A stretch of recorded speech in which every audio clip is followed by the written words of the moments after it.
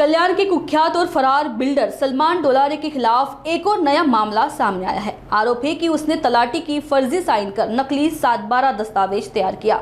यह शिकायत कल्याण तहसील कार्यालय के तलाटी जीबी सूर्यवंशी ने दर्ज कराई है। इस फर्जीवाड़े की शिकायत मिलते ही पुलिस ने मामला दर्ज कर लिया है। बता दें कि सलमान डोलारे पर पहले से ही कई आपराधिक मामले दर्ज है और वह लंबे समय से फरार चल रहा है। पुलिस उसकी तलाश में जुटी हुई है, लेकिन अब तक उसका कोई सुराग नहीं मिला है। कल्याण येथील सर्वे नंबर 332/2 या जमिनीचा 7/12 बांधकाम परवानगी घेत असताना जोडलेला होता आणि तो 7/12 चुकीचा असल्याचा किंवा बनावट असल्याबाबतची तक्रार आमच्याकडं मुरबाज खान नावांच्या नागरिकांनी केली होती। त्या तक्रारीवरून आम्ही त्याची चौकशी केली। चौकशी केलं असता मला असं आढळून आलं की जे काही सलमान डोलारे आहेत त्यांनी ते खरेदी केलं होतं आणि त्याच्यामध्ये सुनीता वैद्य यांच्याकडून ते खरेदी दस्त केला होता।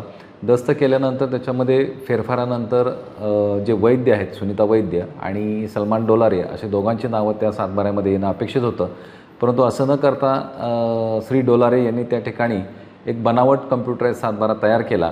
त्याच्यामध्ये तलाठी यांची खोटी स्वाक्षरी केली आणि तो 7/12 बांधकाम परवानगीकरता त्यांनी वापरलेला आहे आणि हे आमच्या निदर्शनास आल्यानंतर तत्कालीन तलाठी श्री सूर्यवंशी यांना आम्ही पत्र दिलं आणि पोलीस स्टेशनला आम्ही गुन्हा दाखल करण्यासाठी कळवलेला आहे।